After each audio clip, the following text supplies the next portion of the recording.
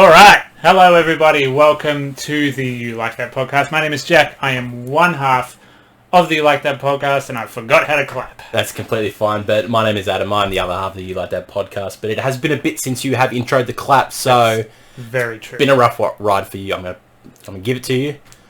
You've done well. Honestly fair. Following my shitty clap on today's episode, we're going to run through another delay that we probably jinxed ourselves. We're going to talk about a Sony villain entering the MCU and what that could mean. And then we're going to review the new movie with Jordan Peele's name on the poster, but he probably had nothing to do with it, Antebellum. Yes. Which is a new cinema release movie. It is. So let's do news and stuff first. Let's get into the news.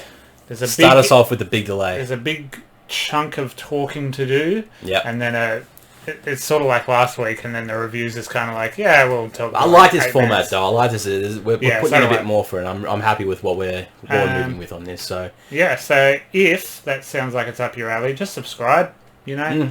It's one video a week. Won't clog up your sub box. As I always say, hit the like. Gets us up in the algorithm. More eyes. Just get on to it. It's just generally good overall. I have nothing else to say about that. No, pretty much. I agree. So we have been heralding the demise of one Senor Bond.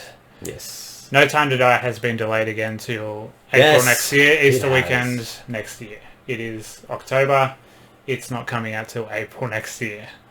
I'm not even like that excited for it. I'm just like, oh cool, you know, I like Daniel Craig as Bond. I would like to see his swan song, see how they end it. I love Raimi Malek. Like, I think he'll be a great villain. Also, it's just a new big blockbuster movie. That's all it is. It was a big movie coming out that's like... That was still coming out. Exactly right. And it was just like, oh, that's going to be a great movie to fucking talk about and review and all that. And it's like, it's just, yep.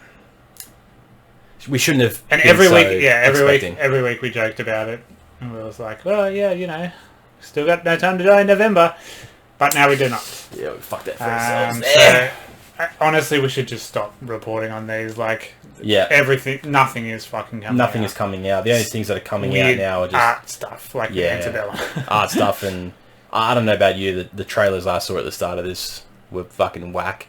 Yeah, I don't remember. There was one I've never heard of. What was it? It was a name. It was like, did you see the Sweden family murder? Yeah, that's the one I'm thinking of. Hell Blood or something it's called. I don't know. I think it was Bloody Hell. Bloody Hell, yeah. Bloody Hell, and that looked fucking stupid. It was a very strange... It looked like... Remember fucking way back when we...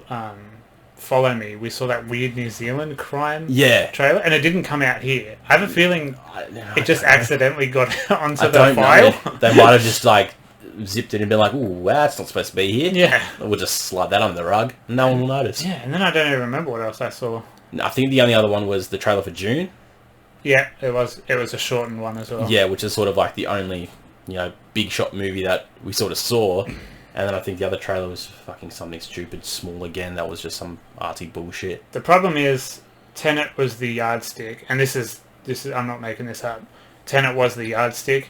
It's done very well everywhere except America, because America is still pretty heavily locked down. But it has made its box office back. Yeah. It is made up for the budget. But the problem is, studios go, it didn't do well in America, pull everything. So that's what's going to happen. Yep. So No Time to Die has been delayed because of that. Yes. So that's going to come again later. And we'll be fucking busy next year, so that's good. Yeah, as long as everything comes out. Everything's in between like the April-May time. First quarter, yeah, it's going to be good. It's going to be strong. And they'll dump a bunch of shit in January, as they do. January is the dumping ground for 100%. movies they're not confident about, and I personally sometimes enjoy those. That's very true. So, yeah, No Time to Die.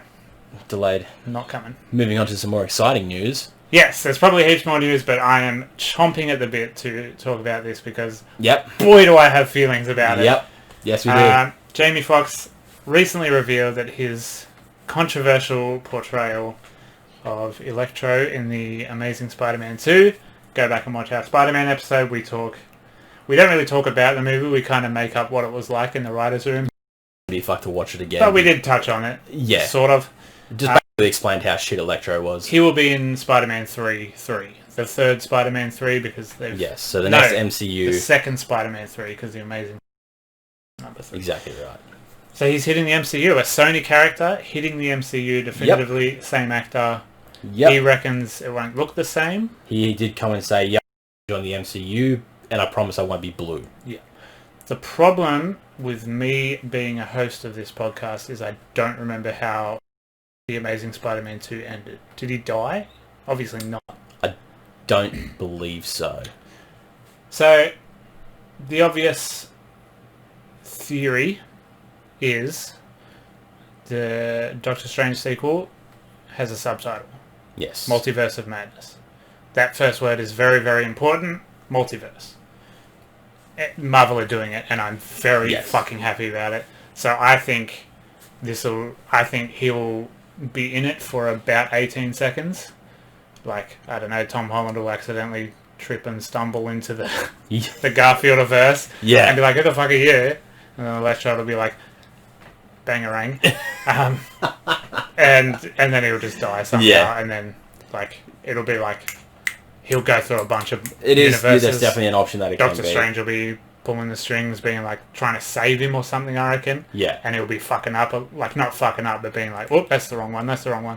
Yeah. Something it can be like that. There's other rumors that, it's more alluding to a Sinister Six. Yep. Which is what the Amazing Spider-Man 2 tried to do with the wall of jetpacks and arms and stuff. Yeah. Which led me to go, why not just do someone else in the Sinister Six? They haven't really done yet. My pick would be John Cena as Rhino. I know they sort of did Rhino with Paul Giamatti, which is weird because they got a very big actor. Like, Paul Giamatti is a hot ticket, and he was in it for 24 seconds. Yeah, it was bit not longer very than, long at all. Bit longer than Jamie Foxx will be in Spider-Man 3. Yeah, more than anything. I don't know. I'd also see John Cena being Sandman, though. Yep. He's just got that bulky, flat-ass haircut that could definitely work for I really loved Spider-Man PS4's portrayal of Doc Ock as well. A sort of old, failing, desperately trying to... Yeah. I just want a Rhino in an actual Rhino suit, like from the old PS1 games. Yeah, that won't happen. It'll always be because mech. It'll always be... It'll be a mech Silver Fox weapon tech, yeah. But, I don't know. Or just do Electro again in a more silly, comic accurate, like not the full green and yellow, obviously. You can't. No, with the star face. Yeah. That's Suicide Squad stuff. They won't do that. Yeah, exactly. But, have him in at least a green cardigan or something, I don't know. Yeah, just throw that on. Make it modernise it. And do not do another Goblin. Green Goblin, Willem Dafoe, I love, obviously. Yeah. It's done. Hobgoblin, Dane DeHaan, one of the strangest acting performances, character designs, ideas that any studio I've ever had. We don't need any more goblins. Yeah, we don't need it. So we put it out to you, the audience, our dear chums who listen, what you think about it, what you think it could mean. We got a couple of responses that I'm having time for as Adam is looking in them up. Oh, we want to do that now? Sure. We might as well. Let's chuck it in now then. Yeah. We'll chuck the questions later for the general, but we'll shimmy it up. We got 2 audience interaction segments. I do. So this week. We'll start with the Instagram first. A couple quick ones here. Food Sack, just some random guy. Yeah. That was on there. I don't know who that is. I looked at his pages, like a bunch of food reviews and that. It's pretty funny. He's just in his car. He's an Aussie guy. Sweet. He plainly just said, "Bring back Doc Ock." Yep. Yeah. I think that'd be pretty popular. Yep. I know it's been done. Yeah, Alfred Molina was great as Doc Ock, and that was a really, really cool portrayal. He looked awesome. Yeah, definitely did. He was scary as fuck. But I would love, I thought about Eric Banner the other day, and I was like, man, you haven't seen Eric Banner in a while. Yeah. And I reckon if he rustled up, chucked on a couple of pounds, went a bit boarding or something, he could do a failing old man, because he's mid-50s. Yeah, he is getting on there, isn't he? And, I know he was the villain in Star Trek, but he can be a villain again. Yeah, of course. Again. And he was also Hulk, and that'd just be a funny tie-in. Yeah, exactly right. We don't talk about that Hulk movie, though. No, we don't. Trey's come in and said, I think Electro was the light in a very dark day of the 2 worst Spider-Man films in general ever made. The casting was disgusting. Yep. Story was stupid. Yep. Fell into a tank of eels. Yep. that for some reason was in a multi-million-dollar corporation building. Yeah, and just the general vibe of those movies as well. He was like there was something wrong with him, and he was like obsessed with Spider-Man or something. Remember that? There was the one time like he like ran into him like in the middle of a square or something. And and Spider-Man sort of, being Spider-Man, like gave him a talk or something. Yeah. While he was in his weird like curly hair, and they took a photo. That's what they took a photo together. I said it last week, but his the fight in Times Square is really spectacular. I think that looks amazing. Yeah, it does. For as stupid as Electro looks, like just the way all the screens and stuff are going on and all the slow motion. I really, really love that sequence, but I just don't love Jamie Foxx as Electro in this guise of Electro or in another guise or whatever. No, it is a different one. So I agree. So James, he's saying the whole dubstep auto-tune thing needs to go. The small backstory to Electro was okay. Glad it was short though. I don't mind the costume and visual design. Yeah, right. Sweet. It's fair. I agree with the voice. It's such a sign of the times that they put in like fucking stupid. Dubstep auto-tune talking to himself. Definitely was okay having a shorter, origin to himself. Didn't take up a lot of screen time, but what they did throw in was pretty stupid. And the design was very out there. Like it's nothing like any portrayal of Electro ever. No, it wasn't good, different. But it was wild. Yeah, I don't know if they sort of just like try to take in, what would someone look like having thousands and millions of currents of voltage running through their body at one time? Yeah. Would it give off a blue shade? Is that why they went with the blue instead of like a yellow? And there's all these scene when he wakes up and he's all crispy and his skin comes off. Yeah. That was pretty cool. I like that scene. Yeah. I wish he stayed all crispy. And he just could like barely move the whole time. What's your name? I'm Electro. You should be called Crispy. Captain Chris. Shit ass jokes. Alright, let's move over to Facebook then. Mark's come in to say, open for a Spiderverse film, but not sure about reintroducing Jamie Foxx as Electro. Yeah, so, yeah, I agree. Definitely 100%. Definitely multiverse. You can definitely do a multiverse situation where it's not Jamie Foxx, because obviously different universes, can be different people portraying him, just like we saw in the Spiderverse movie. Yeah. Granted, it's animated, it's the same thing, it's a whole bunch of different Spider-Men, so yeah. We could have the same with Electro, we could have the same different versions of the Sinister Six. Yeah, and it won't be long. Like Infinity War, it'll jump. It could just be like a last minute thing where they just pop in at the last 5 minutes and then it's like. That's the thing. It could be an after credits. Yeah, and that's Jamie all it Foxx could is be. just taking the piss. It literally could just be that. Like the end of Spiderverse, they teased Spider-Man 2099 with the pointing meme. Yeah, and it's just like everyone was like, "Oh, Spider-Man 2099's in it. This is awesome." Yeah, he's in it for 3 seconds at the end. Yeah, so exactly it could be anything. We won't know for fucking 7 years because this movie's never coming out. Pretty much, like every movie ever. Exactly. Dan linked me to a TikTok. One of those bullshit. Just because Sam Raimi got attached to Doctor Strange and it's called Multiverse, like all over TikTok, people are making up stories like Tobey Maguire's back. Tobey Maguire's. Yeah. It's not happening. Tobey Maguire doesn't even act anymore, let alone do Spider-Man. He didn't want to do Spider-Man 2. He didn't want to do Spider-Man 3. He's not coming back. Exactly. I would love nothing more than to see Tobey Maguire again. Like, fat and old Tobey Maguire. But he's not. It's not happening. No, it would be the biggest stretch, and it would. I mean, I know Marvel have the money, Disney have the money to throw it at him, but I think he probably has enough restraint to be. Look, it's not going to be what you're expecting. Yeah. So no, it's not going to happen. Yeah. Just keep the memes that I've given you. Yeah. Run with that. Leave me be. He was a 39-year-old high schooler in those movies. Exactly right. Imagine what he's going to look like now. Didn't work then. It's not going to work any better now. And of course, anything can happen with this multiverse.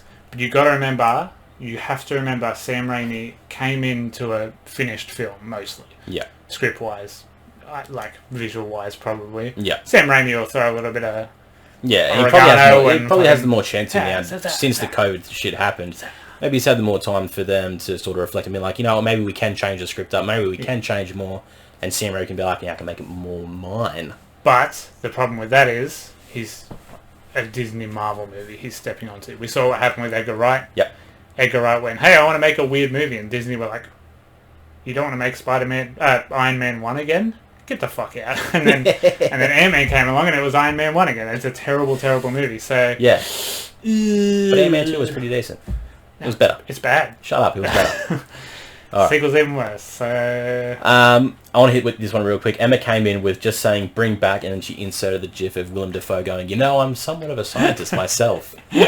And that was my favourite thing that I ever saw, because just seeing Willem Dafoe's face is just it brings joy to me. Emma and I have bonded over a decade of loving the Raimi trilogy and all the memes that come with it. Yeah. So you know what? I'm alright with that. I would have Willem Dafoe's Goblin back. I know I said no more goblins, but fuck, bring it. 100% bring this back. I don't really want anyone to come back. Just make new movies. Yeah, man. I agree with it as well. I want them to expand and show more. The J. Jonah Jameson thing at the end of Far From Home. I was like, oh my god, this is incredible. I really love this. Yeah. But he is so perfect as that character. Exactly. Everyone else in the Raimi verse is like, yeah, I guess they're okay as the character. But they're replaceable. The Amazing Spider-Man, no.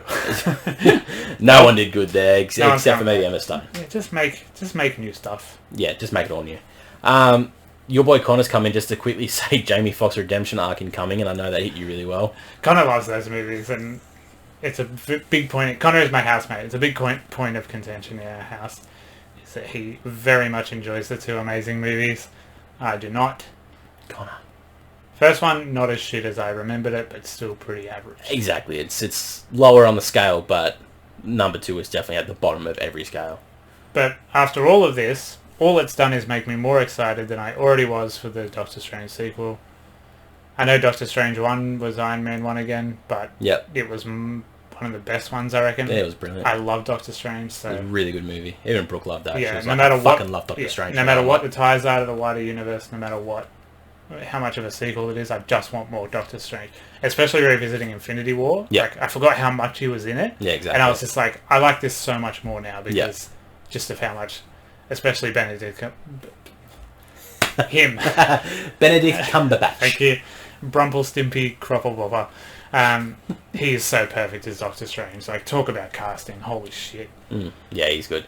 We could talk about this forever, but we probably shouldn't. We'll just jump on the last one from Rui. He is saying, I didn't mind his character too much in The Amazing Spider-Man 2, except for some pretty cringe writing, which can be largely improved with the MCU.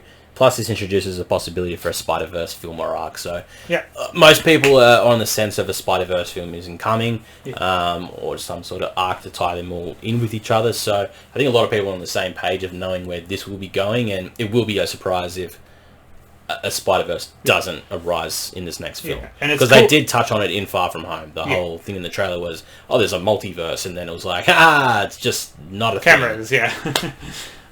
It is cool that, like, the mass... Like, everyone seems to know what a multiverse is now, thanks to Spider-Verse. And I think that gives Marvel a lot more freedom. Less having to explain it. Yeah. I think Doctor Strange 2 can now just be a weird movie full of multiverse stuff without the first hour explaining what a multiverse is. Exactly right. Especially for the fact of we did get our first trailer and look at WandaVision. So the upcoming Disney Plus series with... Wanda and Vision from the Marvel movies, and their sort of 80s sitcom type multiverse series, where it's really going to show, and I think they explained that to understand Doctor Strange, the next movie, WandaVision is a massive part in this, so that's probably going to be our biggest first stepping stone into the multiverse. Yeah, because Scarlet Witch's powers, like, throughout the MCU were always a bit muddy. Like, in the comics, she's super powerful, can do heaps, but in the movie, she just kind of shot some red arrows and like made shields and stuff. But she can do so much more. Yeah, exactly. WandaVision looks like she's like so traumatized by losing Vision, she's like gone insane and is creating all of this stuff. Yeah, and like she'll lose the grip on what's real and what's she's making up and stuff. The mum from that 70s show is in it. No, yeah. Which is sick. That's great. So yeah, I'm really excited for that. Yeah, it will be very exciting. Very, very. That's this year, isn't it? That's coming before. I'm pretty sure. Soldier. I'm pretty sure. Yes, it is the first thing to come. Mandalorian's this week, isn't it? No, Mandalorian is in the next. Is at the end of the month. End of the month. Sweet. So that's all you guys' thoughts on Electro. Thank you for sending those in. Yeah, we do appreciate it. And just a quick sidebar as well. This episode would have been our Venom 2 episode. Really? Yeah. Venom 2 would have been released 2 days ago. So we would have been sitting down right now reviewing that movie. I would not have been in this good of mood if we had sat through Venom 2. I would not be as fucking wait. When's that can't coming? fucking wait. Never? Has that been announced? That is June next year now. Fuck me. Yeah. That was sort of a delay that just sort of like didn't really get fully announced, and they just went, Venom 2 was supposed to be out this weekend, but it's now June next year, and we're like, wait, when the fuck did that happen? And we never knew when it was finished either. Like, but again, the other one is, when's Morbius coming out? Morbius is just, have you heard of anything since then? We got the trailer, we got the release, we got all this, and then it's just like... They've stopped playing the trailer. They haven't mentioned any delays. I think Venom 2 will be a Super Bowl trailer whenever the Super Bowl happens. Yeah, that could be a thing. Which will be much later now, I guess. Yeah. So might not even make it in time for it. It might be released before. If it's done, like, because remember Tom Hardy was posting on on-set photos. Yeah. When he wasn't supposed to be, he got in trouble for doing that. Oh yeah, I'd assume that movie would be done by now. Well, yeah, if it was supposed to be out, I guess. Yeah. That was scenes. Fuck, I'm glad it didn't come out yet. I can't. That gives you more time. Because I would have to watch the first one. Gives more time for you. Oh, yes. It's happening in June next year, I guess. Yes, it is. Alright. That's where we're going to leave with that one there. So now I think it's time we jump into our movie review of the latest cinema release of Antebellum. This movie is, as you said, something that was advertised from the producers of Get Out and Us, most notably Jordan Peele's work. Jordan Peele has no association with this movie whatsoever. God, no. He did not direct, he did not write, he did not even produce this movie. Nope. But because this movie is set in a sort of subgenre of, Black Americans and going past with how they're treated, racism, inequality, and all that. Yeah. They sort of try to just squeeze it in and be like, it's going to be the same as that, because Get Out was a great movie. I really love that movie. Us was okay. It was weird, but it was still really good. Us is a very good movie, but it was following up a perfect movie. Exactly right. So it struggled. That one faltered a bit, but it was still, if you just look at it as the movie that it is. Oh my god, I love that movie. I remember seeing it, and from what I saw, I'm like, I did not expect what the fuck happened in that movie. But then we get this movie. Then we get this movie. So this was announced a long time ago. Yeah, this was a long... Like, if I watched the trailer, I don't remember it. I didn't remember either. Yeah. I sat in the cinemas going, I don't remember anything that happens in this movie. No. But the poster is just so fucking misleading. Exactly, because the poster is like what Get Out and Us was. It was some... I thought it was going to be a really weird horror movie. Yeah. I suppose it is horrific in a way. It's horrific, but it's not actually a horror. It's not, there's no monsters, there's no ghouls, there's no jump scares, there's nothing like that. It is just a horrific tale, I guess you can call it. Let's try and not spoil it, because I was about to say a word that would spoil it, but I'm not. We'll jump non-spoilers for if there is anyone out there that wants to watch this movie. If you just want to go and see a new movie. Yeah, we can talk about this without spoiling it. It's a fine movie. It is a fine movie. Yeah. So let's run through the quick synopsis and whatever else bullshit you want to call it before we start it. So, directed by Gerard Bush and Christopher Renz. This is their directorial feature debut. Okay. They are two friends who have written and directed a bunch of short films. This is their first major film that they have written and directed themselves. Yep. Budget of $15 million. I think is pretty high for a movie of this caliber. Yeah. Because I can't see much where this would have taken a big budget. No, neither. When we look at previous films and what they do, and they send nothing. Upgrade. There it is. There's the glass. Upgrade was what, 8 million or something? Not even. Yeah, Invisible Man was like 10. 6. Yeah. The Saw movies were fucking 1. The Saw movies were just changed. The first Saw movie was 1.8 million, and all they used was 2 fucking rooms. Yeah. Look what that did. This was 15 million. Again, box office, we don't take too much account, but it has generated 3.9 million thus far. This did only have a VOD release from the 18th of September. with a select cinema release as well as an Australian cinematic release. So I think between us and the US, we're the only countries to actually get a cinematic release of this movie. Yeah. Otherwise, straight to streaming, because with a budget like this, who the fuck cares? Yeah. But apparently it did sit for the first 2 weeks at number 1 and number 2 on all streaming platforms. So it did alright there. Yeah. But then we jump to the Rotten Tomato scores, which received 28% through the critics. Very harsh. Vicious. But 58% through the audience. This is a rare one where after I saw it, I went and read a bunch of reviews. And so rarely am I like, yeah, fair enough. Yeah. I get everything they're saying. Yeah. But with this movie, I was just like, yeah, all of these reviews are absolutely fair. Yeah. It's... You just desperately want more. You want 100%. so much more from this movie. There is so much more that this movie could have brought to the table. What's the... Did you get like the spoiler-free plot? You know how they do a short spoiler-free? Because I don't even know how you describe the plot. I can get it. We'll quickly run through the cast as well. Not a big cast. No. No one too noticeable. Gabordi Sabid would have been a lot of money. She's an Oscar winner. Yeah.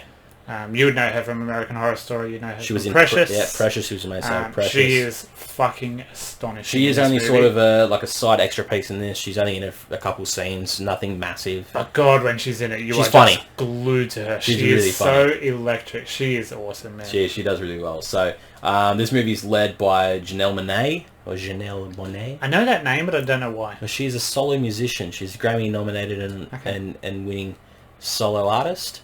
So she's done a lot of music work. She's done a bit of other filmography stuff as well. She was in Moonlight as well. Yeah, I do want to watch. So she plays the leading star, Veronica.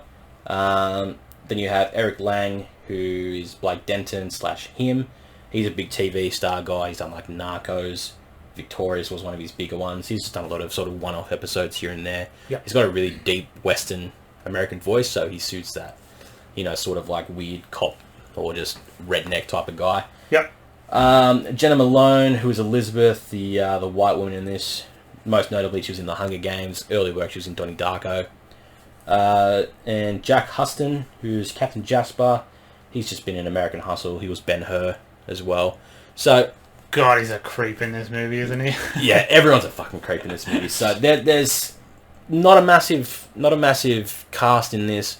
No one of massive recognition. I guess you can sort of put that down to the budget could have been bigger had they had more people there, and I think that's sort of where they went, this is our first crack at a movie. Yeah. If we have too big of a people, then, it might Rarely do you see a big debut with $1 million, like $10 million actors, so... Yeah. With a budget, it's all within the budget. I think Gabordi Sabid would have been pretty expensive. Yeah, and for the short amount of time that they had it for, it was clearly 2 days. Very clearly 2 days. She's on 2 sets. Definitely. All right. So how would we quickly describe this movie in the non-spoilerish plot? It's hard because I don't remember the trailer either, so yeah, I don't know how much the trailer showed. So, in short, it's basically successful author Veronica Hanley finds herself trapped in a horrifying reality and must uncover the mind-bending mystery before it's too late. Yeah, I like that. But that's not what you get in this movie, though. As I read that, I went, that sounds like a good movie, and realised, oh wait, I've seen that movie, and it's not it. So you didn't like this? No, I thought this was a fine movie. Oh, okay. I know, it seems like I'm ready to roast this movie. Yeah, it really felt like you were about to sink your teeth in. I was going to do a Jack then and go, I fucking loathe this movie. No. This, for me, this was a fine movie, and I don't want to say it was bad, purely because I wanted more. Not a bad movie. It's just, it's just a bit lacking. Like, the pieces were there. My first note, and we can go more into this in spoilers... If this was a 10-episode Netflix run, 10 45-minute episodes, it would have been incredible. That'd be brilliant. Because they could flesh everything out 100%, a bit more. 100%. There's a couple of twists and turns that just kind of happen, and they don't really...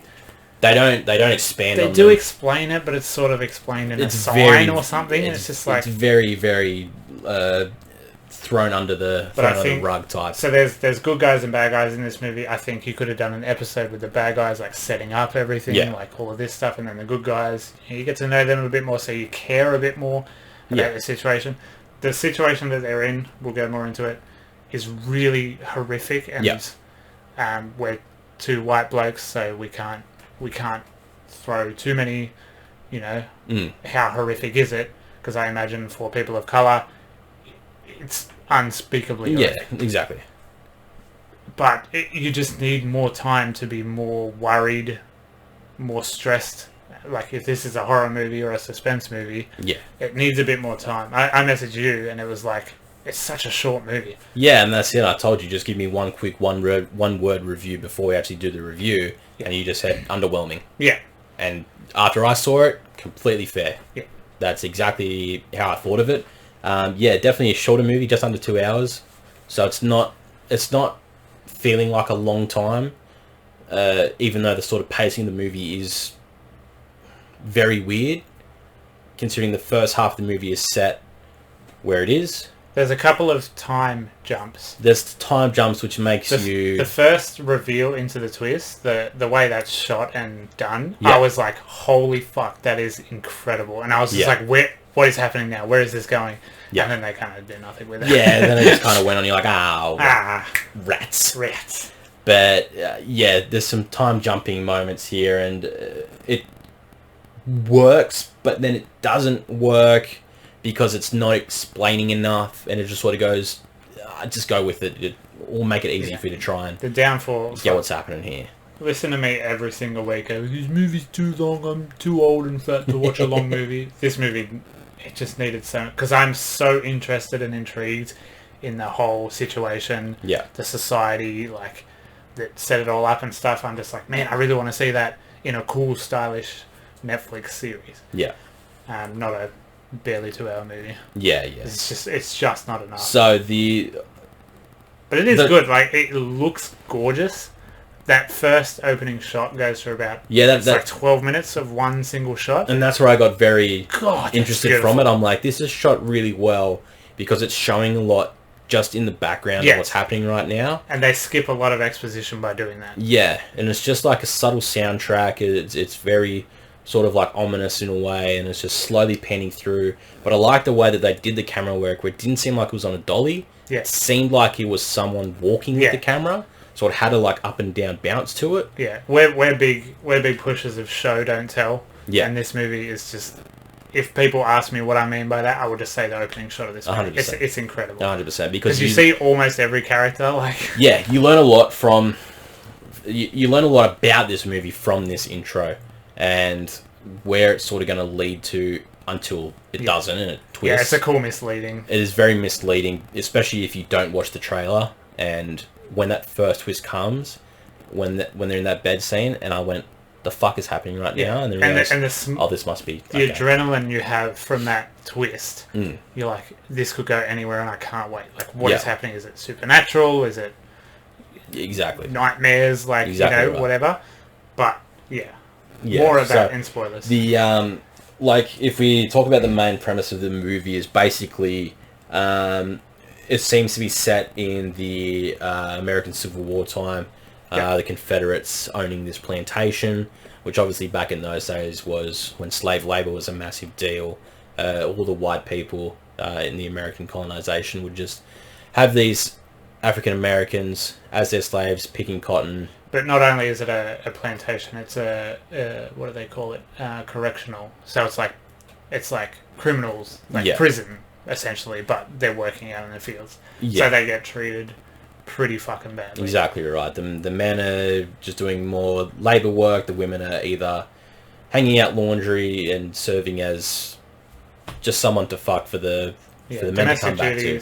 Yeah, is all it really is. So and it's fucking uncomfortable to watch. Like even like again, like not our place to really say, but fuck, it's uncomfortable to watch. It is very uncomfortable, and that's sort of where some of the reviews come in about this movie, and being another sort of another movie based on the past of slave labor and racism and inequality and all that, and more people being like, is this another movie that we need, or is it just this movie didn't show it properly, it didn't really teach anything? Yeah, because obviously the subject of making these movies is very, it's a lot more touchy, it's a lot more driven now than what it used to be, because there's so much more, because it's still fucking correctness happening out in the world. Yeah, there's more people starting to understand everything and start to learn and understand what did happen and why it was wrong and whatnot. And obviously it can be hard for people of that colour to watch these movies and try to take away as a good thing. Yeah. But then it can just come down to how it's portrayed. Obviously the acting is brilliant. They cast the right people. Yeah. But it's just how it's written and how it's portrayed, really, I guess, is the downfall. Yeah. Mostly. But in saying that, it still was a fine movie. It's a good movie, yeah. I enjoyed it. And I think most people will like it. Yeah. Like, at base level, you will like this movie. You'll come away with something from this. Yeah. It may not be much, but it will be something at least, where you can go, huh, I learnt something maybe about the past issues of the American country, or fuck, I don't know what else.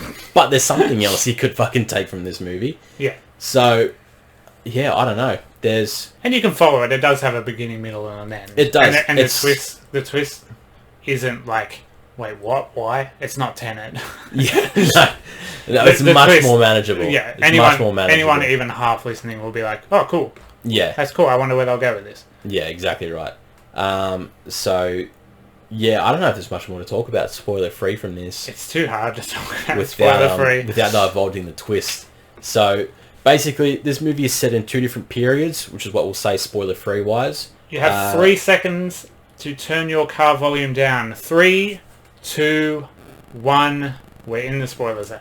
Boom. This movie is set in 2 different time periods. Yes. That are technically at the same time. Yeah. So, jumping into the spoilers now, this full plot now, because this is where we'll get juicy about it. This movie is technically set at the same time, even though it seems like it is set many, many years ago. Yeah. In America. So our main character, Veronica, you get the first half an hour first of the movie. Half hour is pretty much what I put it down to. On the Civil War plantation. Yeah. You're just like, oh, okay, I didn't expect this. I wonder how the supernatural will come into this. Yeah, yeah. And then you get the phone alarm, the iPhone alarm. Yeah. This incredible transition of a phone alarm waking her up in her, in the bed back then, and then it comes to modern day. That is such a cool moment, and I'm going to keep talking about it because the adrenaline you have after that bit of going, wait, exactly. What? Why? The first half hour of it basically is straight up from the intro scene that we're talking about, at the panning through this plantation where we're seeing the white woman and her daughter, in a lovely little dress, and they got this lovely little mansion, and then it pans through and we start seeing their slave labor doing, we got some hanging out bed sheets, and we have the other ones out in the fields picking the cotton. You have others setting up a tent, and then as it moves through, you see there's obviously someone's trying to escape or whatnot. Yada yada, all happens when then we start to learn more about this plantation and the characters that we have involved in this, new people coming into the plantation. So it's really alluding to this movie is set back in the Confederation time, during the Civil War. Yeah. And then, as you said, the main guy that runs this plantation beds Veronica, or her plantation name is Eden. Yeah. So they have different names. That general has one of the coolest voices. He really fucking does. Super deep. Oh, mate. And it's so crisp and clear too. It really is. And it's just that deep West American voice. You're just like, oof, you're such a bad boy, but I love it. Terrible bloke. Absolute terrible worthlessly bloke. Terrible bloke. So yeah, he just has his way with her, and then as you said, alarm goes off, and that's when I was in the cinema going, hey, what the fuck's happening right now? Why is there a phone alarm going off? So in the modern day, we find out Veronica's very, very successful. She's an incredibly successful, brilliant PhD, masters. Yeah, she's an author. She's an incredibly successful woman. Goes on the news and debates about racial inequality, racial inequality and stuff, which is important. That comes back later. It's important that she's successful. Exactly right. Again, that's where you need more. You need more because you just get a little slice of life. She goes off to a conference, and it all just sort of happens. Yeah, it's all moving, and we start to see characters that we've seen in the past of the Plantation. Yeah. So Veronica now is the same actress as Eden in the Plantation. Yeah. And then the woman that she's talking to over Skype, Elizabeth, is the same white woman in the Plantation. So I was just thinking, like, dreams that will mislead you to think it's a parallel universe. Yeah. But they're just dreams. Oh, no, it is a parallel universe. That's what I thought it was going to be. Because in she has a big painting of her as the equestrian, and it looks from that time period. There's all, like, the little symbols and stuff, the butterfly, all that shit. Yeah, and there's also the scene they lead to, like, when she gets up out of bed and she sort of holds her back here. Yeah, where she got the brand. At the start, she got a brand, so it's sort of like, oh, is this like an ancestral thing now? But the brand isn't there. The brand is not there. She goes for a shower and lifts her shirt and there's nothing there. Coincidence. It's just getting old. So, the Plantation is a Civil War reenactment society. Yep. Turned up to fucking 27. Absolutely ramped up. And then we find out it's people, this society, they got the little symbol, which is the branding, setting up to sort of rid the world of successful people of colour, who are very outspoken and stuff, because the other guy on the plantation, who she escapes with, almost, spoiler, we find out she calls him Professor. Yeah. So, obviously, all of the people on the plantation are higher up, successful. Exactly right. So the premise, in a spoiler sense, society of rich white old people want to get rid of rich, successful people of colour. Yep. So they're basically hanging out. They're basically hanging out at the back of a Civil War reenactment camp. Yep. So we'll touch on the ending scene later, but basically we see that there's a reenactment camp, but beyond that level of where their park is, there's another section, and that's where they are. Their little camp area. Yeah.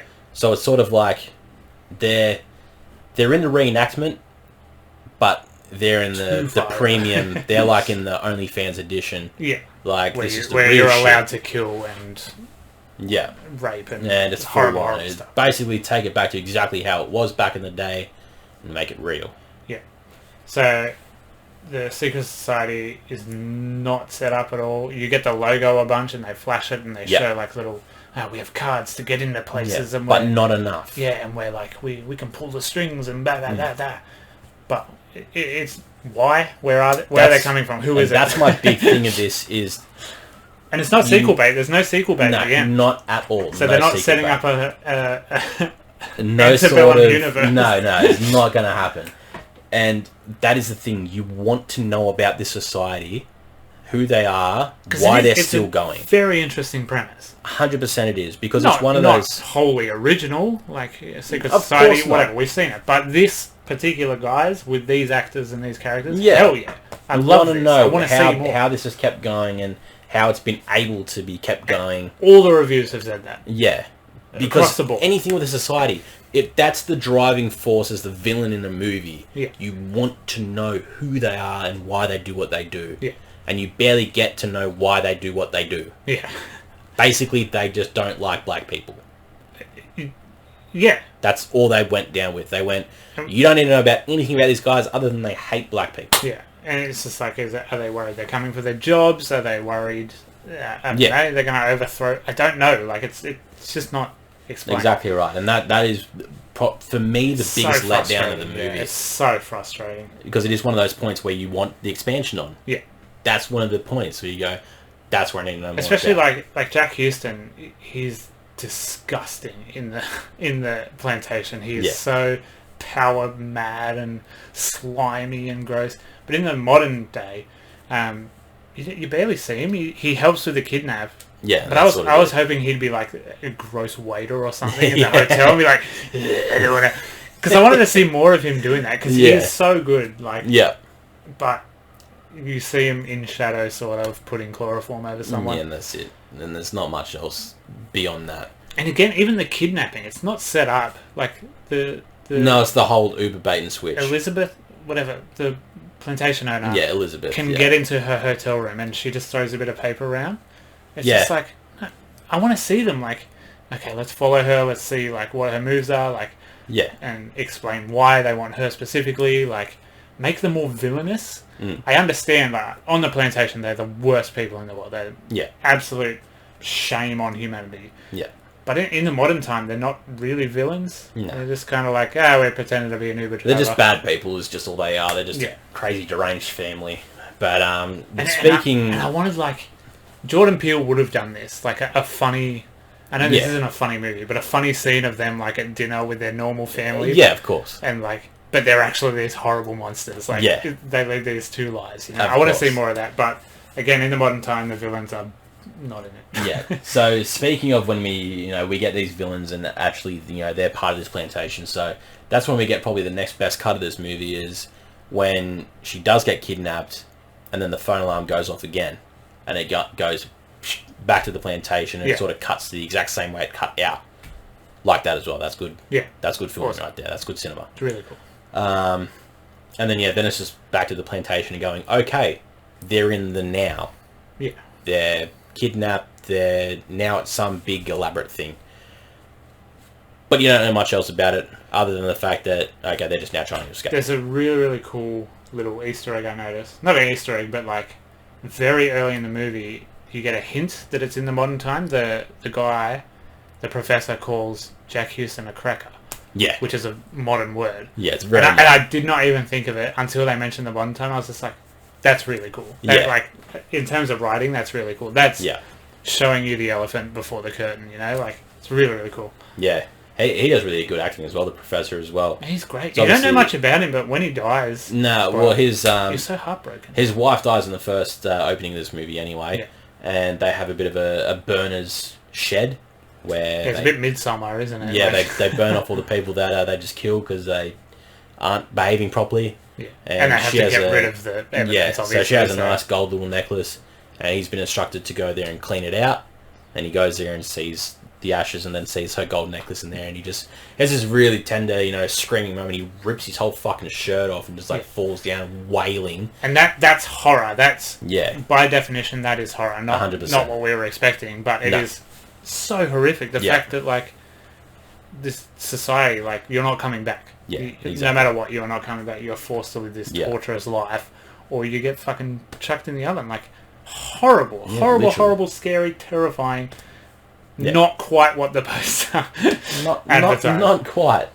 So that's why we're saying it's such a good movie, but also you just need more. Yeah, the puzzle pieces are there, but there's many gaps missing because it's the basis of a good film. And it just needs that little nudge from someone with a bit more experience, I want to say, in the film industry to go, this is what you need to put here. Yeah, you've skipped the rock a little bit. Come back. Yeah. You get a bit more hint of the modern time with Daniel, the little weasel kid.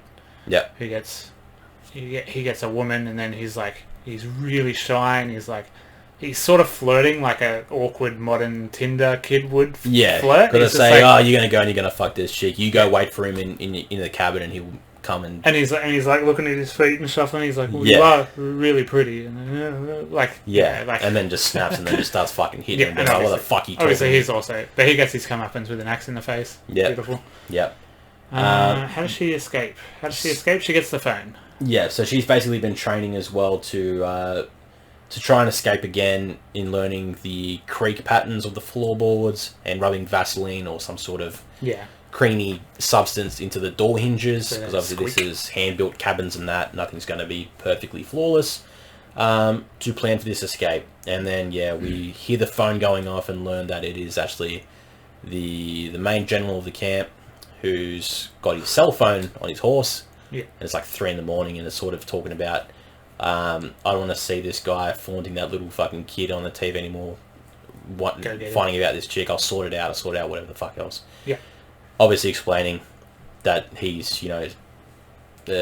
spreading the word about that Veronica is missing and something's not right and whatever else. So there's investigations and whatnot else about it. As would happen in real life. Exactly.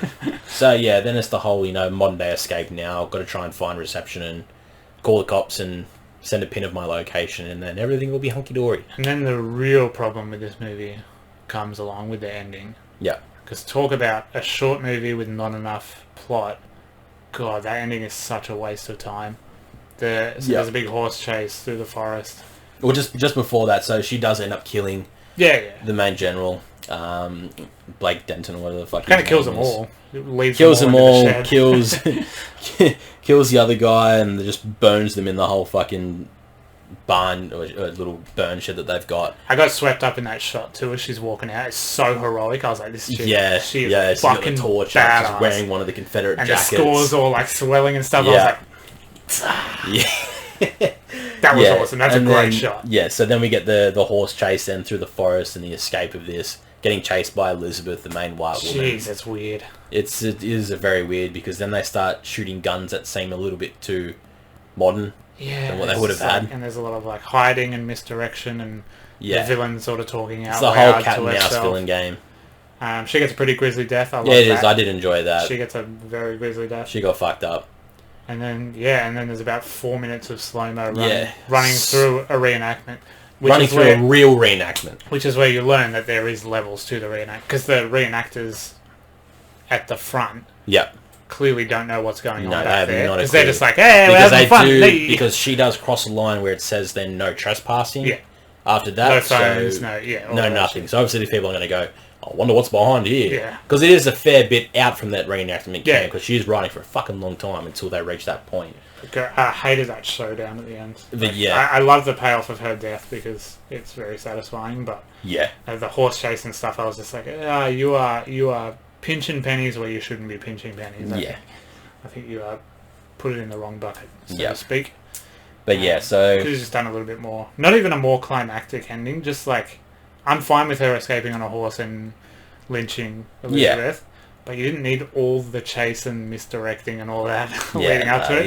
You get away with that. Because, again, you still don't get an explanation of Elizabeth or who she works for, other than her father really wanted Veronica. Yeah. She didn't want her, but he did, and now look what happened. Yeah. So it's sort of just like I still don't care. If there was an episode about them explaining all of that, sure. That's another fucking story. So I would really love this as a Netflix series. That's my verdict. Yeah. So the movie ends basically. She gets to the end of this reenactment park, and we see the cops all chasing in because she was able to send her location to the police. And you see that it's a proper reenactment camp. There's all people and Confederate flags and all that. Here to watch a reenactment of the Civil War. Cops are riding through, and she's still just doing the whole... And then, as she rides out, it says, Antebellum Civil War Reenactment Park, Blake Denton, owner of the park. So, we learn that Blake Denton, or him, who is the general of this whole plantation, owns this reenactment park. Hence why he's able to get away with this, because he owns his land, No one knows about it. End credits roll. We then get a brief 2-second mid-credits roll. Oh, did you? You didn't see? No. I don't wait for end credits. I wasn't going to. I was just scrolling through my phone for a quick second, and it was like a minute as soon as the credits rolled, and then all it was a bobcat bulldozing over the sign of the reenactment park. Oh, there you go. It's basically just to say the truth is now out there of what happened here. It's done. It's done. There's no sequelness to come from this. This is not going to happen. Yeah, right. So that's Antebellum. That's Antebellum. Again, it is a fine movie. It's a good movie. It's a very enjoyable movie, but it's just... Yeah. Yeah. But as said, I wholeheartedly agree. A Netflix series of that would be brilliant. Yeah, 100%. Especially if you'd leave it with those directors as well. And what was the budget? 10 million, did you say? 15. 15?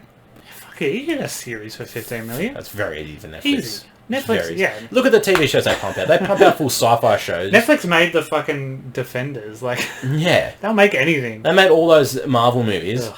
They can do that themselves. Yeah. The Marvel shows, sorry.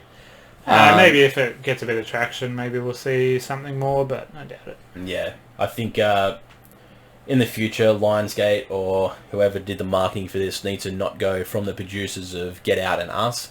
Yeah, unless it's by Jordan Peele, do not put his work somehow with it. Made me even less excited for Candyman. I was not excited for Candyman, but now I'm really not fucking excited for Candyman. I know, but Because it's got his name on it. I know, but we're going to do it. Oh yeah, we'll absolutely do it. Because it's... If that ever comes out. Yeah, if it does. That got delayed as well, but as long as Freaky doesn't get delayed, I'm happy. A Halloween special is going to be a doozy. It is. Alright. So yeah, that's Antebellum, guys. If you do wish to see that movie, please do go see it. It is worth a watch. It's not perfect, but it is a decent movie to watch. So take in our words however you will. Sure. And that's just opinions. Let's just end this with some quick questions that we've got. Only a couple of this one because more people will focus on the Electro side of things, but we still had a couple here. So we'll jump to the Facebook ones real quick. Gemma, our old and faithful, coming through. If you guys could only choose one Spider-Man, which would it be and why? Toby, Andrew, or Tom? Toby Maguire. I know, it's straight up to you, and mine is Tom. He is terrible, but fuck. I know. I think we spoke there through the Spider-Man episode. Go back and watch that one if you can. I think objectively, Garfield, I think he was the most intriguing. Yeah. He was good at both sides. He was really good at both sides. Yeah, exactly right. It just wasn't enough. Just wasn't enough. But yeah, I'm a Tom guy. You're always going to be a Toby guy. That's how it's going to be. It's going to be forever. Daniel with two here. His first one is, if you are forced to only watch one movie for the rest of your life, which movie would you pick? Just one. It's my most rewatchable movie. Mm-hmm. So I guess Scott Pilgrim, just because to me that is the most rewatchable movie. It is very, very good. Or Winter Soldier, because that's exceptionally rewatchable as well. Yeah. For me, it's This Is the End. Yeah. I rewatched that movie way too many times that anyone should ever watch that movie. I can't stop. It's brilliant. It's some of my favourite comedian actors in that movie doing stupid shit, being themselves because they're acting as themselves. It's a fucking clever movie. I can't. It's a very, very funny movie. I can't. Seth Rogen and Evan Goldberg are geniuses for that one. Beautiful. And Dan asked a question that he's already asked before. I know. I saw this and I've gone, I know you've asked this before. Dan. Let's see if answers have changed. If you could star in a movie, what type of movie would it be? No, my answer's still the same. I want to be Tom Cruise in Mission Impossible. I want to jump off helicopters and shit. That's what I want to do. You know what? Or I want to be Spider-Man. I want to be in a parody movie. That was your answer last time. No. Oh no, it was a stoner comedy. Whatever. Stoner comedy. Fucking no, I want to be in something like epic movie. Oh, or scary movie. 100%. I want to be known as that guy. God, you can be the nun. Bless you. Thank you. Well, alright, that leads that I'm going to ask again. Okay. What would you parody? Because you could do like The Conjuring and like wear your stupid nun mask. Yeah, because that's it. Because I don't do those movies anymore, and there's so much new content out there that you could really do a good parody. What would it be called? 2020. Yeah, look. 100%. Again, my answer's the fucking same. I would parody Mission Impossible. Yeah. And just get the biggest budget I could and just throw trucks off cliffs. 100%. What do you think if you... Or... Okay, it's the Mission Impossible. It's IMF, but they have to keep hiring new hires because the agents keep dying in ridiculous stunts. So, like, he jumps out of a helicopter, but he misses the boulder at the bottom and just fucking dies. And they're like, oh, God, this just pans out to Alec the Baldwin going... comes in and goes, we need another one. Well, Alec Baldwin's dead. In Spoilers for Fallout, but Alec Baldwin's dead as well. Yeah, great. I haven't seen that one yet. So fuck, that's funny. God, I should write movies. God, I'm good at everything. Fuck me. You go alright, mate. God. Alright. Last one here that I wanted to leave last is Brooke, who says, when are you making tees and long sleeves? A little teaser. Brooke, I don't know what the fuck you're talking about, tees and long sleeves. I don't know what the go is there. It's as if I almost accidentally spoiled it last week. Oh, no, you need... But there's nothing to spoil. I mean, nothing's happening ever. Because, I mean, you need a logo for that, like a proper logo. It's as if you'd have to pay an exorbitant amount of money for one. Yeah, and, get in contact with someone about it and step up, what you were doing as a company. Boy, sounds like a lot of work. It's a lot of work, and I don't know if anyone would be interested anyway. I mean, we could throw it out there, but I don't know. If you guys want shirts, maybe just let us know if you've come this far, but... I'm sorry, Brooke. There's nothing currently. I don't know when that's going to happen. If it does happen, in fact, this is the last episode of the podcast ever. Yeah, exactly right. We broke up off camera earlier. Exactly right. Adam and I had a huge fight when I got here. Yes, it's pre-recorded. Yeah. And fuck you, Jack. Honestly, someone should. Yeah, thanks, man. Alright, that's the episode for this week. That's Antebellum. That's MCU. That's No Time to Die. Never coming out. Yep. If you made it this far... Yes. Please comment below, what movie would you parody? And what would it be called? And what would my Mission Impossible... It would just be called Mission Possible. Mission Quite Possible. Yeah. And at the end, they just get the job done. Just like, here you go, here's the contract. And leave a like while you're there. Yeah. If you are on Spotify or any of your audio apps, which a lot of you are, thank you very much. Thank you. Yeah, just drop a follow if you can follow. If you can't follow, just chuck up a screenshot or something, tag us on Instagram because we love seeing that shit. We feed off it. It makes our week. Honestly, just share it around. Yeah. Just tell people, tell your friends. Do whatever you can. So it's all free. Until next week for whatever we shall do then, I don't know because I haven't checked the cinema listings. You need a grill Sheppo. Let's do a Sheppo one because I don't think there's anything coming out. Yeah. Get that motherfucker down. I'm coming for you, boy. Get on here, pick a movie, and we will do it. Exactly right. So I guess ending on that, this has been the You Like That podcast, and my name has been Adam. It will be Adam for quite a while, and yourself. Up until we just broke up before I fucking hated you, I was Jack. Now... Yeah. Now my name is Jack PA, which stands for Post Adam, and it signifies my life without you in it. Which is, freeing of the shackles of this fucking show, and of you as a person. Fair. I'm free without the burden of having to speak to you again. Yeah. I'm still... Thank you for watching. We will see you next week, no matter what it is. You like that forever. Never going away. Never going away. You're hired again. We're back. We're a show again. Fuck yes. Break up over. Hiatus over. We're like a metalcore band who breaks up and... Fuck. 4 seconds later it's just like, oh no, we will kill you. That's true. Our outros go for way too long. Bro, our outro's going to be an hour next week. I'm calling it.